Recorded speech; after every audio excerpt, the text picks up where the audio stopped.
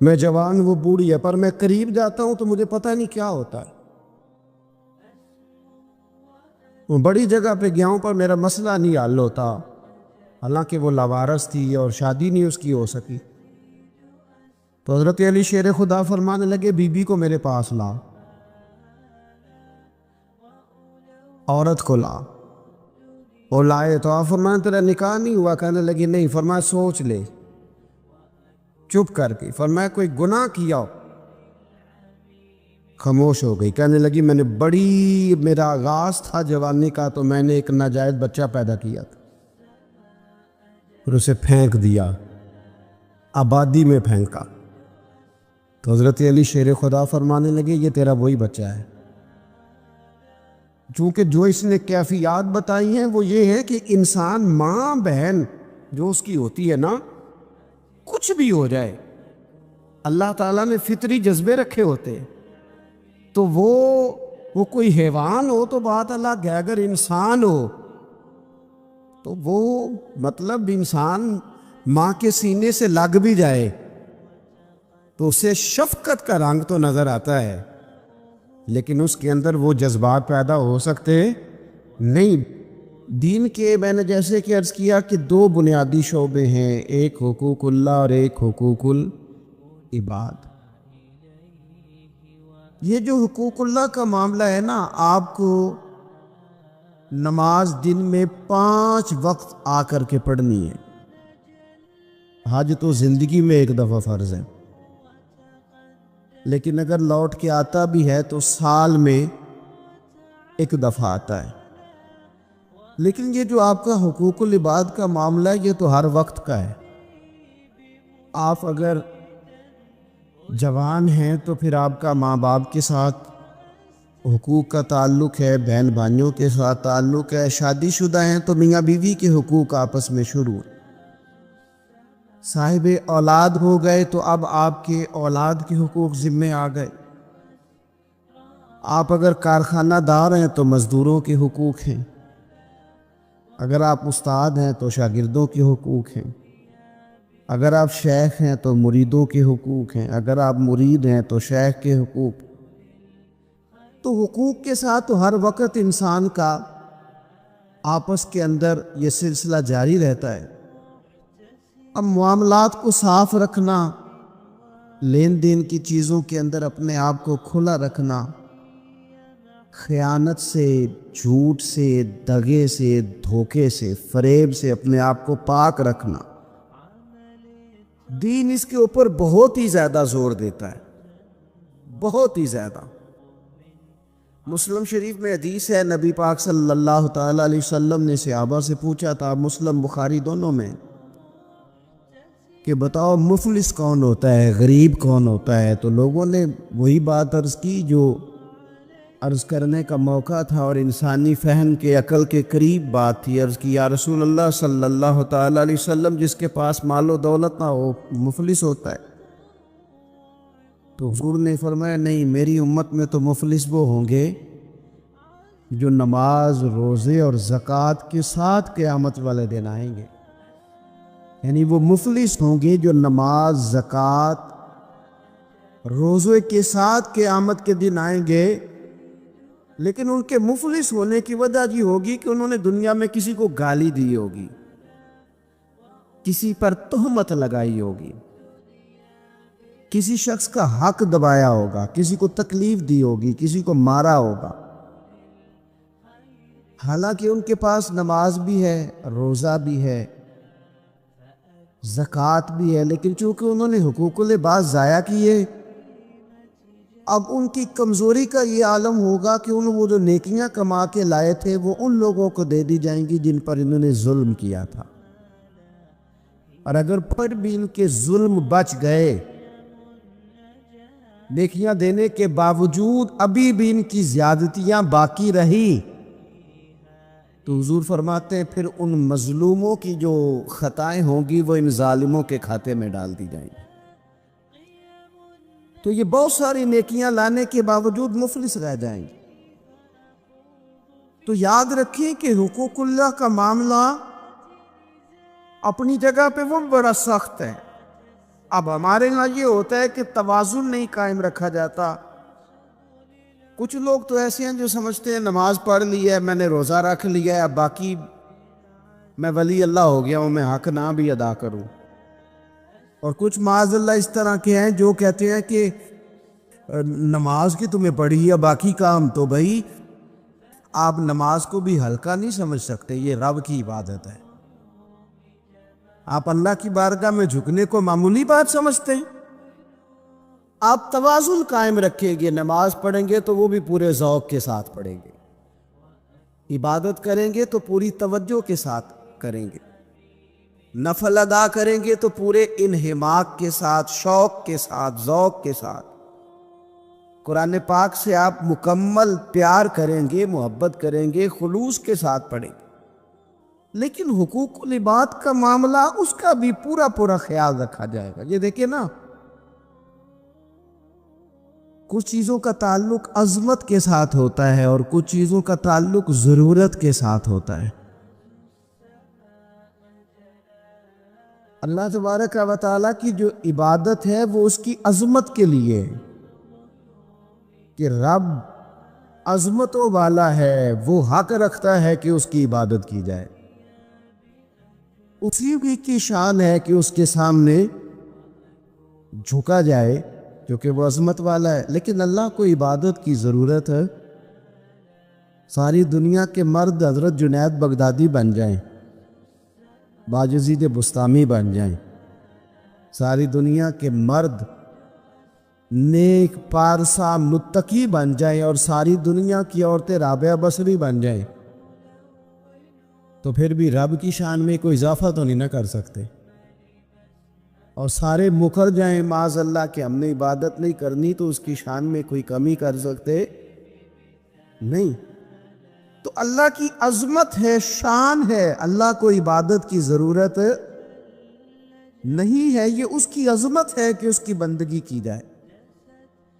تو کچھ چیزوں کا تعلق عظمت کے ساتھ ہوتا ہے اور کچھ چیزوں کا تعلق ضرورت کے ساتھ ہوتا ہے. اللہ کی یہ شان ہے کہ اس کی بندگی کی جائے اور لوگوں کو ضرورت ہے کہ ان کا خیال رکھا جائے. اللہ کی تو شان ہے کہ رب کی عبادت کی جائے اور بھوکے کو ضرورت ہے اسے روٹی کھلائی جائے، پیاسے کو ضرورت ہے کہ اسے پانی پلایا جائے. آپ دیکھیے کہ میرے ایک بڑے بہترین قابل احترام استاد ہوں، شیخ ہوں، ایک طرف وہ مجھے بلا رہے ہوں کہ آ ذرا میری بات سن، اور ایک طرف ایک آدمی بڑا مریض ہے، بیمار ہے، اسے ضرورت ہے کہ میں اسے ہسپتال چھوڑ کے آؤں، تو مجھے کیا کرنا چاہیے؟ وہ جو مر رہا ہے نا اسے ہسپتال پہنچانا چاہیے. اس لیے کہ بزرگوں کی تو عظمت ہے، میں نہ بھی جاؤں گا تو ان کی شان میں کوئی کمی، لیکن اس کو میری ضرورت ہے، یہ ضرورت مجھے پوری کرنی ہے. چلے میں بات اور کھولتا ہوں، زیادہ سمجھ میں آ جائے، شاید اس طرح زیادہ سمجھ میں آ جائے. ایک بزرگ ہیں، انہوں نے وضو تازہ کرنا ہے، ان کو پانی کی ضرورت ہے، اور پانی ایک کٹورے میں ہی ہے، صرف ایک برتن میں پانی، انہوں نے وضو تازہ کرنا ہے. اور قریب ایک شخص ہے جو پیاس سے مر رہا ہے. بزرگ آواز دیتے ہیں کہ میاں آنا ذرا وضو کرانا، اور وہ کہہ رہا ہے یار میں مر جاؤں گا چند قطرے نہ ملے. اب شریعت کا حکم یہ ہے کہ وضو نہیں کرانا، پیاسے کو پانی پلانا ہے. یہ آپ بات کو سمجھیں. اب ذرا بخاری مسلم کی وہ حدیث سنیں کہ نبی پاک صلی اللہ تعالیٰ علیہ وسلم فرماتے ہیں قیامت کے دن رب فرمائے گا ایک بندے سے کہ میں بھوکا تھا، تو نے مجھے روٹی کیوں نہیں کھلائی؟ رب فرماتا ہے کہ میں پیاسا تھا، تو نے پانی نہیں پلایا. کپڑے لے کے تو آیا ہی نہیں، مجھے کپڑے پہنانے چاہیے تھے. تو بندہ عرض کرے گا مالک تو کھانے سے، پینے سے، پہننے سے پاک ہے. تو رب فرمائے گا وہ جو تیرے پڑوس میں بندہ بھوکا تھا تو بندہ تو میرا ہی تھا نا. وہ جو تیرے جاننے والوں میں آدمی پیاسا تھا تو وہ تھا تو میرا ہی بندہ. بھائی غور کریں گے آپ بات پر. آپ حقوق العباد کا جو مسئلہ ہے نا اس کو آپ سمجھیں. ہم لوگوں نے سمجھ لیا کہ بس ٹھیک ہے، کھل کے میں حاجی صاحب کہلاؤں، کھل کے میں صوفی صاحب کہلاؤں، مجھے لوگ معلم کہیں، مجھے لوگ صاحب تقویٰ کہیں، اور مجھ سے لوگ ڈگری لیں، میں لکھ کے دوں تو کوئی نیک ہوگا، میں لکھ کے دوں تو کوئی نمازی ہوگا۔ یوں نہ کر، رب کے بندے ہیں، ان سے پیار کرنا سیکھ، اللہ کی مخلوق کے بارے میں اپنا رویہ نرم کر، اپنے معاملات کو صاف کریں، لین دین کے معاملات کو کلیئر رکھیں۔ لا تاکلوا اموالکم بینکم بالباطل، ایک دوسرے کا مال باطل طریقے سے نہیں کھانا۔ تیری نماز تجھے روک دے، تو نماز پڑھ کے نکلے تو خیال آئے کہ میں نے جھوٹ نہیں بولنا، تیری نماز تجھے روک دے کہ میں نے لقمہ حرام اپنے قریب نہیں آنے دینا۔ امام اعظم ابو حنیفہ 40 سال اگر ساری رات کھڑے رہ کے نماز پڑھتے رہے ہیں نا، تو امام صاحب کا یہ عبادت کا ماحول بھی تھا، لیکن اگر ان کے پارٹنر نے کپڑا بیچتے وقت کسی کو نقص والا کپڑا بیچ دیا ہے نا، اور وہ پیسے لے کے آئے، تو امام صاحب نے وہ رقم بھی استعمال نہیں کی، وہ بھی ساری اللہ کے رستے میں خیرات کر دی۔ معاملات کے بارے میں وہ لوگ بڑے سنجیدہ تھے، غیر سنجیدہ نہیں تھے کہ جناب کوئی نہیں چل جاتا ہے، خیر صلی اللہ ہے۔ رزق کا جب تک آپ کا معاملہ صاف نہیں ہوتا، رزق کا مسئلہ جب تک ٹھیک نہیں ہوتا، تب تک تو دعائیں قبول نہیں ہوتی، نماز میں لذت نہیں آتی۔ نبی پاک صلی اللہ علیہ وسلم نے فرمایا، پراگندہ حالت ہو، پھٹا پرانا لباس ہو، اور انسان بکھرے بالوں سے تڑپ تڑپ کے بھی دعا مانگے، اس کی دعا اس لیے قبول نہیں ہوتی کہ اس نے جو کپڑے پہنے ہیں وہ حرام پیسوں کے، جو روٹی کھائی ہے وہ کسی کا مال لوٹ کے کھائی ہے، جو پیا ہے وہ کسی مسکین کا مال کھا پی گیا، اس کی دعا کیسے قبول ہوگی؟ آپ حقوق العباد کے معاملات کے اندر اپنے آپ کو زیادہ سے زیادہ فکر مند کریں، آپ غور کریں کس جگہ کوئی نقص تو نہیں رہ گیا۔ سیدہ عائشہ صدیقہ یہ بڑی نصیبوں والی خاتون ہے، یہ وہ خوش بخت عورت ہے کہ جس کے گھر میں حجرہ نور میں داخل ہو کے مدینے والے محبوب کہتے تھے کہ سکون محسوس کرتا ہو۔ حضور کی سیرت بتاتی ہے کہ حضور وہاں سکون محسوس کرتے۔ حضرت عائشہ صدیقہ نے حضور سے دین لیا، اور محبوب کریم کا سر نور ان کی گود میں رہتا تھا جب وہ حضور سے سوالات پوچھا کرتی۔ سیدہ عائشہ صدیقہ کی عظمتیں حضرت عائشہ صدیقہ رضی اللہ تعالیٰ عنہ روایت کرتی ہیں، اور یہ حدیث مبارکہ مشکاۃ شریف میں موجود ہے۔ فرماتی ہیں کہ اعمال نامے 3 قسم کے ہوں گے قیامت کے دن، 3 قسم کے اعمال نامے۔ مجرم جو ہوں گے، جرم کر کے آئیں گے، ان کے 3 قسم کے اعمال نامے ہوں گے۔ فرماتی ہیں میں نے نبی پاک صلی اللہ علیہ وسلم سے سنا کہ 3 قسم کے لوگوں کے اعمال نامے ہوں گے۔ ایک وہ لوگ ہوں گے، وہ والا معاملہ ہوگا جو رب کا، بندوں کا عقیدے کے ساتھ ہے۔ اگر کوئی بندہ شرک کر کے آیا ہوگا تو اللہ اس شرک کو کبھی معاف نہیں کر۔ ان اللہ لا یغفر ان یشرک بہ ویغفر ما دون ذلک لمن یشاء، بے شک اللہ معاف نہیں کرے گا کہ اس کے ساتھ شرک کیا جائے، باقی وہ اس کے علاوہ جس کو چاہے گا اپنے فضل سے معاف فرما دے گا۔ تو ایک تو یہ اعمال نامہ قیامت کے دن ہوگا، جو مشرک ہوگا اسے معاف نہیں کیا جائے گا۔ اور دوسرا سیدہ عائشہ صدیقہ رضی اللہ تعالیٰ عنہ فرماتی ہیں کہ نبی پاک علیہ السلام نے فرمایا، ایک معاملہ حقوق العباد کا، بندوں کا بندوں کے ساتھ معاملہ، کسی نے کسی کی ذلت کر دی، رسوائی کر دی، مال دبا لیا، تانا دیا، تکلیف دی، فرمایا یہ دوسرا اعمال نامہ ہے، یہ بھی رب اتنی دیر تک معاف نہیں کرے گا جب تک بندہ بندے کو معاف نہیں کرے گا، یہ معاف نہیں کیا جائے گا۔ اور تیسرا فرمایا معاملہ اللہ اور بندوں کا ہے، عبادت کا معاملہ ہے، نماز کا معاملہ ہے، روزے کا معاملہ ہے۔ فرمایا اس میں رب بڑا کریم ہے، اپنے فضل سے فیصلہ کرے گا، چاہے تو عذاب دے اور چاہے تو اپنے فضل سے بندوں کو معاف فرما دے، چاہے تو اپنے فضل سے معاف کر دے۔ تین قسم کے معاملات قیامت میں ہوں گے۔ حقوق العباد کے معاملے کو درمیان میں بیان کیا گیا۔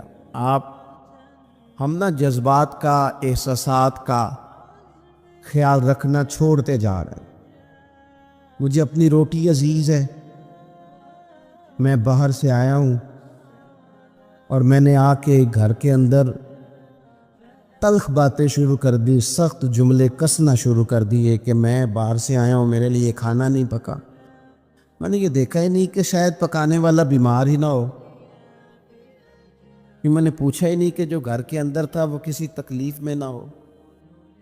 میں نے یہ احساس ہی پیدا نہیں کیا کہ میں نے بڑی سخت باتیں اپنی والدہ سے کر دیں، اپنی اہلیہ سے کر دی، اپنی بہن سے، اپنے والد سے کر دی، لیکن ان کے بارے میں نے یہ تصور ہی نہیں کیا کہ احساسات کس قسم کے ان کے ہوں گے۔ حقوق العباد کے مسئلے میں نا ہم لاپرواہ ہو گئے، لاپرواہ۔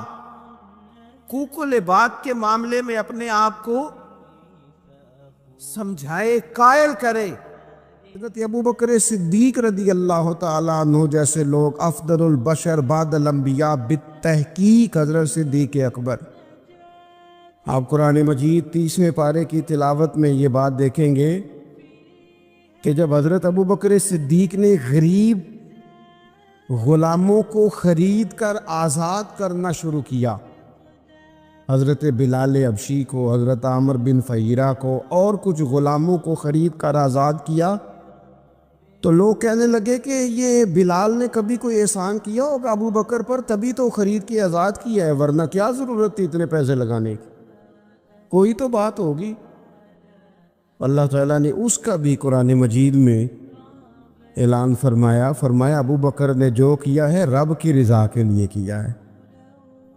تو گفتگو کرنا، بات کرنا لوگوں کا اتنا یہ خطرناک مزاج ہے، ایک جملہ کہہ کے لوگ سائڈ پہ ہو جاتے ہیں، بندہ بیچارہ ساری رات تڑپتا رہتا ہے، ایک فکرے کا تبصرہ کر کے لوگ کونے میں چھپ جاتے ہیں، اور کسی آدمی کے لیے وہ اسے سولی پہ لٹکا جاتے ہیں، اپنی زبان کے تیروں سے لوگ پریشان کرتے ہیں۔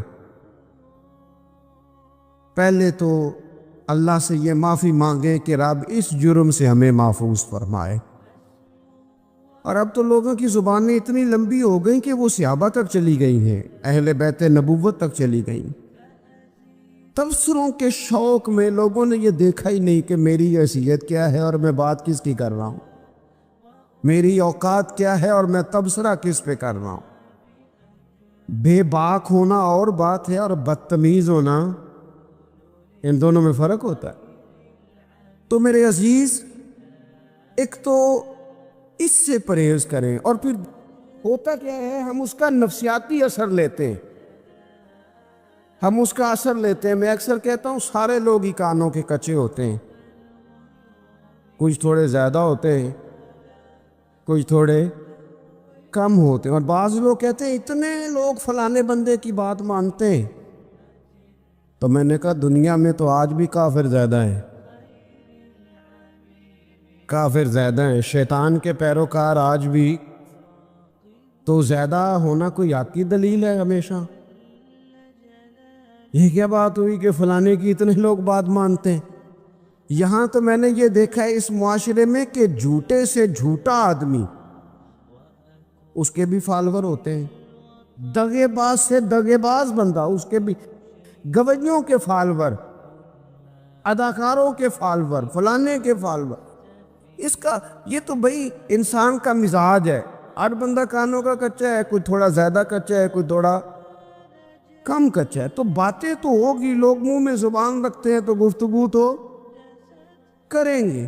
اب یہ اثر لینے والے پہ ہے کہ وہ اس کا اثر کس طرح کا لیتا ہے۔ ہمارے ہاں بڑے بڑے سمجھدار لوگ نفسیاتی ہو جاتے ہیں، بڑی بڑی سمجھدار خواتین نفسیاتی ہو جاتی ہیں، میری ساس باتیں کرتی ہے، میری نند باتیں کرتی ہے، مجھے فلانا باتیں کرتا ہے، مجھے فلانا. بھائی باتیں، جس کے منہ میں زبان ہے اس نے بات تو کرنی ہے. اب آپ نے کیوں یہ دعویٰ کر لیا ہے کہ آپ اتنے اونچے چلے جائیں کہ آپ کو بات ہی کوئی نہ کرے؟ کیا حرج ہے اس میں؟ اگر کوئی آپ کو بات کر دے تو کیا ہیں ہم؟ کسی نے کر لی تو پھر کیا ہوا؟ اس کا اتنا اثر قبول کرنا کہ ساری رات سونا ہی نہ، پریشان ہو جانا. اور بعض لوگ ایسے ہیں جنہیں اتنی باتیں نہیں ہوتی جتنی انہیں ٹینشن ہوتی ہے. یعنی وہ دو بندے کونے میں کھڑے ہیں تو میری ہی بات کر رہے ہیں. او بھائی وہ اتنا اہم نہیں ہے، انہیں کوئی اور کام بھی ہو سکتا ہے، تیری بات ہی انہوں نے کرنی. بلا وجہ لوگ سمجھتے ہیں کہ میں بڑا اہم آدمی ہوں، وہاں بھی مجھ پہ تبصرہ ہو رہا ہے، یہاں بھی ہو رہا ہے. اس پہلو سے باہر آئیں، اس کمپلیکس سے نکل آئیں. ابن حزم کہتے ہیں کہ مصر میں ایک تاجر بڑا کامیاب ہو گیا تھا، بڑا کامیاب تاجر ہو گیا. تو زندگی میں جتنے لوگ بھی کامیاب ہوتے ہیں ان سے حسد ہوتا ہے. اس سے بھی اس کے ارد گرد کے لوگوں نے حسد شروع کیا. اب تاجروں نے پلاننگ کی کہ اسے خراب کیسے کرنا ہے. وہ ایک دن اپنے گھر سے نکلا، سفید کرتا سفید پگڑی باندھ کے باہر. اب 5-6 لوگوں نے پہلے سے منصوبہ بندی کی ہوئی تھی. ایک صاحب اسے ملے، کہنے لگے ماشاءاللہ آج تو سفید کرتے پر سبز امامہ، سبز پگڑی بڑی ہی اچھی لگ رہی ہے. وہ ہنس کے کہنے لگا لگتا ہے آپ سو کے اٹھ کے آئے ہیں، پگڑی تو میری سفید ہے. اس نے کہا چلو پگڑی تو سبز ہی ہے، باقی آپ نہیں مانتے تو آپ کی مرضی. وہ آگے بڑھا تو اب کیونکہ پلاننگ تھی تو ایک شخص اور ملا. اس نے کہا کیا بات ہے، سفید کرتے پر آپ کا پیلے رنگ کا امامہ کیا جچتا ہے. اس نے کہا یار کو خدا کا خوف کر. ہنس کے کہا کیا ہو گیا، تیری اینک کا نمبر تو نہیں تبدیل ہونے والا ہوا؟ اور بھائی میں نے تو سفید کرتا اور سفید ہی امامہ باندھا ہے. اب 2-3 لوگوں کی دفعہ تو وہ مسکرایا، لیکن وہ ڈھیر سارے لوگوں نے منصوبہ بندی کی تھی. وہ جب چوتھے کے پاس گیا تو اس نے بھی کہا کہ کیا بات ہے سفید کرتے پر پیلے رنگ کے امامے کی. اس نے کہا پیلا کہاں ہے؟ اب وہ غصے ہونے لگا. اب وہ چھٹے کے پاس گیا تو اس نے کہا جناب کیا بات ہے سفید کرتا اور کالا امامہ. اب وہ غصے میں اتنا باولا ہوا کہ پہلے ہنسا، پھر رویا، پھر اسے سمجھ نہ آئی کہ دکان کا تالا کس چابی سے میں نے کھولنا ہے. بس وہ شام ہوئی تو اس بیچارے کو بچوں نے روڑے مارنے شروع کر دی. وہ اتنی تکلیف میں آ گیا کہ لوگ اسے پاگل کہنے لگے. کیوں؟ اس لیے کہ لوگ منصوبہ بندی، افواہ تھی نا کہ میری طبیعت خراب ہے، تو لوگوں نے حال پوچھ پوچھ کر بیمار کر دیا. لوگوں کی باتیں، لوگوں کے تبصرے، لوگوں کے کومنٹس. بولے امام شافعی، امام شافعی فرمانے لگے لوگوں کی باتیں پتھروں کی طرح ہوتی ہیں، یہ روڑوں کی طرح ہوتی ہیں. اگر انہیں کمر کے اوپر رکھ لو گے نا تو یہ تمہاری کمر توڑ دیں گی، اور اگر تم ان کو اپنے پیروں کے نیچے رکھ لو گے تو تمہارا قد اونچا ہو جائے گا. بس دنیا میں وہ لوگ پریشان ہوتے ہیں جو لوگوں کی باتوں کو کندھوں پر سوار کر لیتے، جو پیروں کے نیچے رکھے، جو پاؤں کے نیچے رکھے ان کا قد. وہ پرانے زمانے میں نا عارف رومی رحمۃ اللہ علیہ فرماتے ہیں کہ ایک بیل گائے گر گئی تھی کنویں کے اندر. تو اب وہ لوگ اس کو نکال تو نہیں سکتے تھے، تو انہوں نے اس طرح کیا کہ مٹی ڈالنی شروع کر دی کہ اب بدبو آئے گی، پریشانی ہوگی، تو اس کو بند کر دیتے ہیں اندر ہی کنویں کو. کنواں نئی جگہ پہ کھود لیتے. انہوں نے جب اس کے اندر مٹی ڈالی نا تو وہ گائیں جو تھی وہ مٹی جھاڑ کے تو مٹی کے اوپر آ گئی. انہوں نے پھر مٹی ڈالی تو وہ تھوڑی اور اوپر آ گئی، اور مٹی ڈالی تو اور وہ مٹی ڈالتے گئے اور گائیں وہاں سے کنویں سے باہر آ گئی. لوگوں نے دفن کرنا چاہا، وہ باہر نکل آئی. اور میرے بھائی لوگ بھی اپنی باتوں میں دفن کرنا چاہتے ہیں. لیکن یاد رکھنا جو چمکنے والے تھے وہ چمکتے ہی رہے، جن کو اللہ نے عزت دی تھی ان کی گھٹائی کوئی نہیں سکا۔ اتنی لمبی زبانیں کھول کے لوگوں نے صحابہ کے بارے میں باتیں کی، باتیں ہو رہی ہیں۔ لوگ جن کو دبانا چاہتے تھے، آج نہیں صوفیاء کی مخالفت شروع ہوئی، ان کے زمانے میں بھی ہوئی، ان کے دور میں ان کے خلاف کتابیں لکھی گئیں۔ لکھنے والے خدا جانے کہاں ہیں، اور داتا صاحب ہو رہی ہے، خواجہ صاحب ہو رہی ہے۔ حضور غوث اعظم کے ان کے زمانے میں بھی ایسا نہیں ہوا کہ بڑی خوشی سے لوگوں نے آگے بڑھ کے پھول ڈالے ہوں، ان کے دور میں باقاعدہ جتھے تیار ہوئے، جتھے، اور پورا کام کیا گیا۔ اور ویسے بھی اگر کوئی شخص آپ کا مخالف ہی نہیں ہے تو پھر آپ کو چمکنے کا مزہ کیسے آئے گا؟ کوئی تو مخالف ہو نا، کوئی تو ہو نا جو کوئی بات کرے۔ دیکھیں نا، اگر اندھیرا نہ ہو، رات نہ ہو، تو بلب کی کوئی اہمیت رہ جائے گی؟ یہ چمکتا ہی تب ہے جب اندھیرا زیادہ ہوتا ہے۔ ہم کہتے ہیں اندھیرا ہو گیا، اور بھائی تجھے چمکنے کا موقع دیا ہے اندھیرے نے، تجھے اس نے عروج دیا، تم دیے بعد مخالف سے نہ گھبرا اے عقاب، یہ تو چلتی ہے تجھے اونچا اڑانے کے لیے، تو باتوں سے پریشان نہ ہو۔ میں نے کہا کہ اگر آپ باتوں کا پہاڑ بنا کے اوپر سوار ہو جائیں گے نا تو قد اونچا کریں گی باتیں۔ جو بندہ ڈسکس ہونے لگ جاتا ہے وہی تو مشہور ہوتا ہے، اسی کی تو بات ہوتی ہے۔ دیکھیں کیا ہوتا تھا بھلا مکے میں، کوئی بندہ باہر سے آتا تو ابو جال اسے کھڑا کر کے کہتا حضور کے پاس نہ جانا، تو کہتا پتہ تو کروں بھلا نبی پاک کے پاس کیا ہے، پتہ تو کروں بھلا حضور کے پاس کیا ہے۔ تو جن سے تعارف نہیں ہونا تھا وہ بھی تعارف کرا رہے تھے رسول پاک کا۔ تو اس لیے باتوں سے گھبرا جانا، ہاں ایک بات ہمیں کتاب و سنت میں ملتی ہے، اس پر ضرور غور کریں، تہمت والی جگہ سے بچیں، تہمت کا موقع نہ دیں۔ مطلب بلا وجہ ہی اپنے لیے بحث کا دروازہ کھولنا یہ درست نہیں ہے۔ اپنے لیے ہم نہ دروازے کھول لیتے ہیں بحث کے، مفت کی بحث ہو رہی ہے، فلانا بھی ڈسکس کر رہا ہے۔ کچھ چیزیں ایسی ہوتی ہیں جو سب کی سمجھ کی نہیں ہوتی، وہ سب کے سامنے ڈسکس کرنا ضروری نہیں ہوتا۔ حضرت سیدنا ابو ہریرہ رضی اللہ تعالیٰ عنہ فرمایا کرتے تھے، مجھے نبی پاک علیہ السلام نے علم کی 2 تھیلیاں دی ہیں، میں نے ایک کھولی ہے تمہارے سامنے، ایک کھولی ہے، دوسری نہیں کھولوں گا، اس لیے کہ ہر بندے کو بات اس کے ظرف کے مطابق کرنی چاہیے، تو موقع نہ دیں۔ نبی پاک صلی اللہ علیہ وسلم نے فرمایا، اس بندے نے اپنی، یہ بخاری میں موجود ہے، فرمایا اس نے اپنی عزت اور اپنی جان کو محفوظ کر لیا جو فتنے والی جگہ سے بچ گیا۔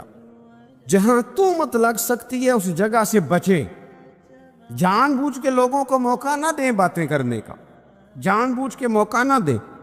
جامع ترمذی کے اندر حدیث موجود ہے، حضرت سیدنا عمر فاروق رضی اللہ تعالیٰ عنہ نے ایک موقع پر اجازت مانگی تھی نبی پاک صلی اللہ علیہ وسلم سے، عرض کیا یا رسول اللہ صلی اللہ علیہ وسلم مجھے آپ اجازت دے دیں، میں عبداللہ بن ابی سلول کی گردن اڑا دوں، یہ منافق بار بار آڑے آتا ہے، بار بار تکلیف دیتا ہے، آپ مجھے اجازت دیں میں اسے قتل کر دوں۔